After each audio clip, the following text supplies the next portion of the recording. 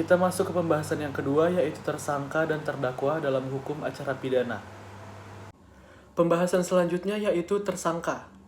Tersangka adalah seseorang yang disangka telah melakukan suatu tindak pidana dan ini masih dalam taraf pemeriksaan, pendahuluan untuk pertimbangan apakah tersangka ini mempunyai cukup dasar untuk diperiksa di persidangan.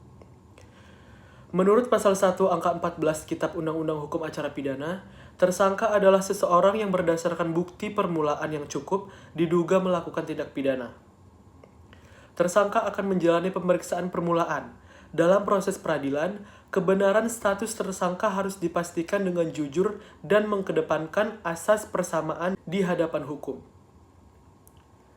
Tersangka dapat diklasifikasi menjadi dua, yaitu tersangka yang kesalahannya sudah pasti.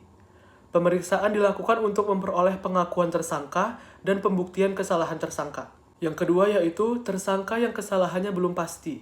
Pemeriksaan dilakukan secara hati-hati melalui metode yang efektif. Yang selanjutnya ada terdakwa. Setelah menjadi tersangka, berkas perkaranya dilimpahkan ke pengadilan. Syarat tersangka dapat ditetapkan menjadi terdakwa ketika telah memenuhi bukti yang cukup. Sejak saat itulah ia berubah statusnya menjadi terdakwa. Hal itu termuat dalam pasal 1 butir 15 Kitab Undang-Undang Hukum Acara Pidana. Terdakwa adalah seseorang tersangka yang dituntut, diperiksa dan diadili di sidang pengadilan. Menurut Kitab Undang-Undang Hukum Acara Pidana, terdakwa adalah seorang tersangka yang dituntut, diperiksa dan diadili di sidang pengadilan. Tersangka dapat ditetapkan menjadi terdakwa apabila telah memenuhi bukti yang cukup.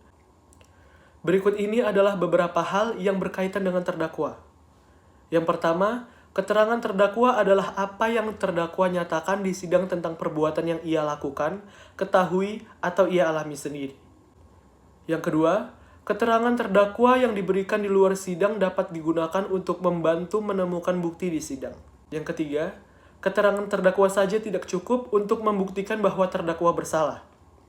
Yang keempat, hakim tidak boleh menjatuhkan pidana kepada terdakwa kecuali apabila dengan sekurang-kurangnya dua alat bukti yang sah.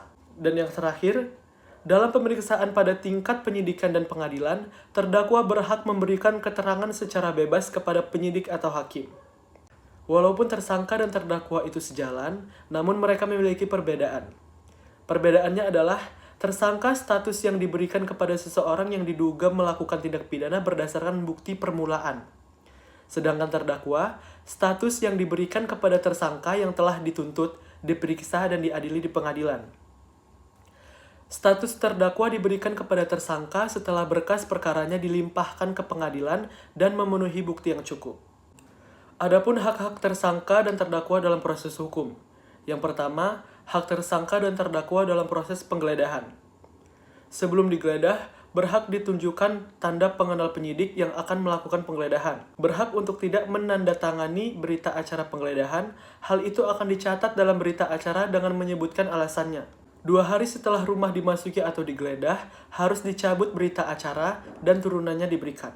Bila seorang tersangka dan ditangkap polisi yang bukan penyidik, maka hanya boleh digeledah atau pakaian dan benda yang dibawa. Bila ada dugaan keras dengan alasan yang cukup, bila membawa benda yang dapat disita. Bila seorang tersangka yang ditangkap oleh penyidik atau dibawa kepada penyidik, maka bisa digeledah baik pakaian maupun badan dan tanpa perlu ada dugaan dan alasan yang cukup. Yang kedua yaitu hak-hak tersangka dalam proses penyitaan. Hak untuk mendapat pemeriksaan segera oleh penyidik. Hak untuk mendapatkan bantuan hukum atau didampingi penasihat hukum. Hak untuk memberikan keterangan secara bebas kepada penyidik atau hakim. Hak untuk mendapatkan penggeledahan sesuai hukum. Hak untuk menghubungi dan menerima kunjungan dari rohaniawan. Hak untuk mendapatkan pemberitahuan jelas tentang apa yang disangkakan atau didakwakan kepadanya. Hak untuk mendapatkan berita acara penggeledahan dalam waktu 2 hari setelah penyidik memasuki rumah. Yang ketiga, hak tersangka dan terdakwa dalam proses penangkapan. Seseorang ditangkap harus ada bukti permulaan yang cukup atau alasan kenapa seseorang tersebut ditangkap. Pada saat ditangkap, yang berhak melakukan penangkapan hanyalah penyidik, pejabat polisi negara Republik Indonesia yang minimal berpangkat Inspektur 2 atau IPDA, pejabat pegawai negeri sipil atau PNS yang diberi wewenang khusus undang-undang yang sekurang-kurangnya berpangkat. B. Pengatur muda tingkat 1 golongan 2 garing B atau yang disamakan dengan itu. Penyidik pembantu, pejabat Kepolisian Negara Republik Indonesia dengan pangkat minimal Brigadir 2 atau Bribda. Pejabat Pegawai Negeri Sipil atau PNS di lingkungan Polri yang minimal berpangkat pengatur muda atau golongan 2 garing A atau yang disamakan dengan itu. C. Pada saat seseorang ditangkap, dia dapat melakukan meminta surat tugas dari petugas kepolisian yang akan menangkapnya, meminta surat perintah penangkapannya, teliti surat perintahnya mengenai identitasnya, alasan penangkapannya, dan tempat diperiksa. Yang terakhir, setelah seseorang ditangkap, maka dia berhak untuk melakukan menghubungi dan didampingi oleh seseorang penasehat hukum atau pengacara. Segera diperiksa oleh penyidik dan selanjutnya dapat diajukan kepada penuntut umum. Minta untuk dilepaskan setelah lewat dari 1 kali 24 jam. Diperiksa tanpa tekanan seperti intimidasi, ditakut-takuti, dan disiksa secara fisik. Dan yang terakhir yaitu hak tersangka dan terdakwa dalam proses penahanan. Menghubungi dan didampingi pengacara. Segera diperiksa oleh penyidik setelah 1 hari ditahan. Menghubungi dan menerima kunjungan pihak keluarga atau orang lain untuk kepentingan penggunaan penahanan atau usaha mendapat bantuan hukum. Meminta atau mengajukan penggunaan penahanan.